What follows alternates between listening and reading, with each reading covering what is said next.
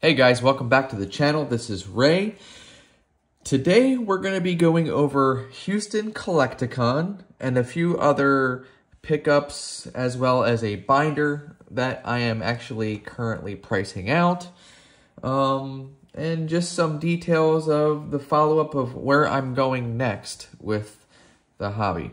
I'm still staying in it. I don't want it to make it sound negative. I just wanted to kind of give you my thought processes going forward because I'm not doing any more shows for the end of the year. I'm done. I'm burnt out a little bit. We had 3 shows in about, I don't know, a month and a half for Collectacon, and it just took a lot out of me. Mostly because I've been sick the past 2.5 weeks or so. So it's been extra strenuous on my body. So anyhow, there's the personal details out of the way. Let's get into Houston Collectacon. It was fantastic. The show was great. Saturday was absolutely packed. Sunday was a little slower.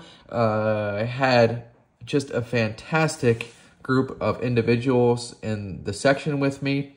Shout out to Larry, Dan, Ponga,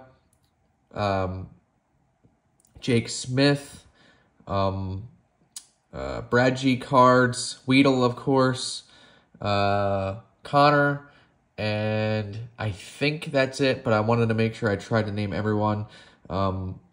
Just a great group of guys, great group of people to be around, and I really appreciated being able to spend time with them, even though I started to feel a little sick Saturday. I wasn't able to really party it up, if you will. But I was there for business. I wanted to sell as much as I could. I think Ponga, who's kind of my partner in crime, during the show, kind of really just wanted to sell as much as he could. And I can say that, without a doubt, I think we pulled it off. I was really proud of him. He crushed it. Ponga, great job, dude. Just keep it up, man. I know Weedle and Dan crushed it, so there's not really much of a question there, and that's what they do. I can't speak for Brad or Jake or Larry, but I think Larry ended up pretty happy. He was able to open up a heavy base set pack when he thought it was light, so no matter what, the weekend was probably good for him. He pulled a pretty awesome card. The Hollow Nine Tails for, you know, a free pack of cards. Anyhow, let's get into Houston Collectacon. I'm not necessarily sure how many slabs I brought, because I got hit with a submission right before I left, which was really nice. But I have about 18 total slabs left in inventory, I'll call it. Some of it was stuff that I don't necessarily expect to sell because I have it, I don't want to say overpriced, but that's the price I'm willing to accept on it. And some other things that just kind of were remaining. So we got a penny here, once a PSA 9, now a PSA 10 Rosa that we got back. And I think I went through, I'm not sure if I went through this submission or not, so I'll just kind of I think this is what I had left over that I didn't show yet, but whatever. Pikachu from collection. So shout out to Ernesto. Jake Smith brought this prize to me. Ernie, thanks. I appreciate this slab. I'll be holding on to this one. I did put it in my case for sale the whole weekend. It did not sell, unfortunately. So now I got to hold on to it. Ernie, I appreciate you, buddy. Thank you so much. All right, so that's the slabs that I have remaining. I have a few more. I'm not going to go show them all because they've been shown here. So a few other odds and ends. Before I left, I did order in a case of Ruler of the Black Flame, which is 12 booster boxes, as well as I had ordered 2 cases of V-Star Universe. Just showing one here, but just wanted to show that for, you know, historical purposes, Ruler of Black Flame is gone because I brought that to Houston. I sold through the whole case to the Vortex guys. Shout out Vortex Gaming. And I'm holding on to the V-Star boxes for now. All right, here's my Houston vendor badge. So, pickups. I don't really have a lot. I wasn't trying to pick things up over the weekend. The 2 things I did pick up, and this was from Dan from Vortex Gaming. We were kind of, he was buying me out of my binder, out of my Ruler of the Black Flame, and we were going through each other's singles, and he purchased some off me. I purchased this off him. You guys know why I purchased it. If you've been to this channel at all, you know why I did it. Banned Gengar, awesome card. I buy Gengars. This is just a leftover stack of singles that I brought prior to the show. I'm not sure if I showed some of them off. I'll just kind of quickly sift through so you can kind of get a quick idea of what I had in the case. It's a sick card. Yes. Yeah. You've probably seen some of these before, but I probably had about a stack of singles about triple this size, and this is all I have left. Finally, I had to stare at Charles Martinet for pretty much the whole show. I've been to 6 Collectacons this year where Charles was at, and every single time I wanted him to sign something, I wanted to go meet him. It's one of the few guys that, you know, when I would go meet him, I would be just very excited, happy to meet. He's been in my life as Mario from at least 1996? When he was Super Mario 64 is the first time he was Mario's voice. Anyhow, doesn't matter. It's been a really long-ass time.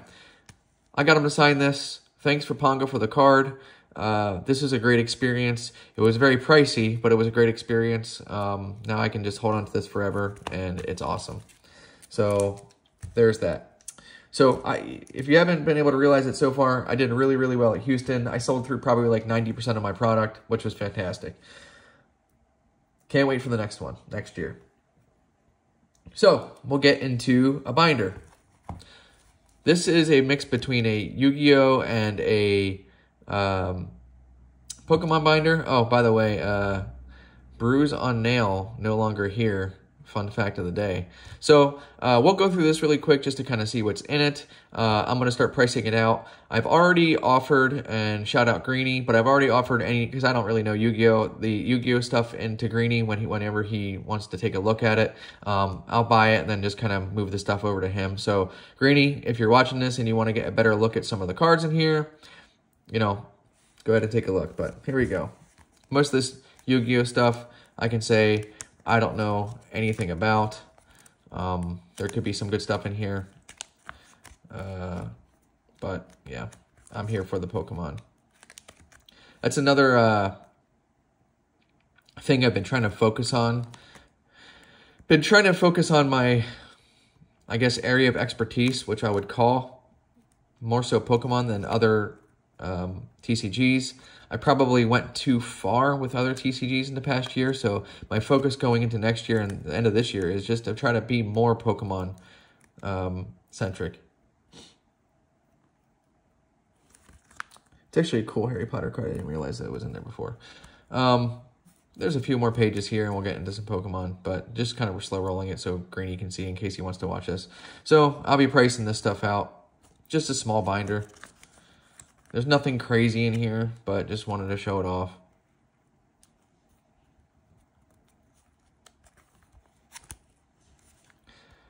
This is why I was mostly interested. But I mean, there's been a few cool cards. I mean, I like this promo Mewtwo as well. But, you know, anytime you can acquire a base set Charizard, I mean, you just kind of do it. It's the currency of Pokemon in a way. I sold through, I think, 4 of them or 5 of them in the weekend. So, yeah. Anyhow, there's that binder. Greeny, if you have any more information you want to add to me, by all means, you can do so. But that is it. Some tips for people who may be vending in the future. I'm going to throw this back here. A few things that I brought that, you know, I don't want to say are unexpected sellers, but it's just questions that I get asked about when I go to these shows that I may have learned from, like, Denver. But I brought just a crap ton of Japanese hollows, regular hollows, and reverse hollows. I'm able to pick them up relatively cheap. And I was able to sell them for like 50 cents a card. And, you know, you just throw them in like a card box and let people sort through them and let them have fun. But people ate all those up. I mean, I probably sold through 100 to 150 of them at 50 cents each. And I got them for cheap. So it's just little things like that where people were kind of staying at the table is nice. Like I said, my whole binder sold. I sold 5 or 6 boxes of Pokemon Go, 2 boxes of VMAX Climax, two boxes of Shiny Star V, as well as a Dream League box, and a whole host of slabs. It was a great weekend. I did pretty well, and I'm really looking forward to many, many more. I currently have a submission back on the way from PSA. Just a word of advice going out there. Unagaba Pikachu is an awesome card. PSA is grading it like shit right now. You'll see when I post the next video, but they're being really rough on it.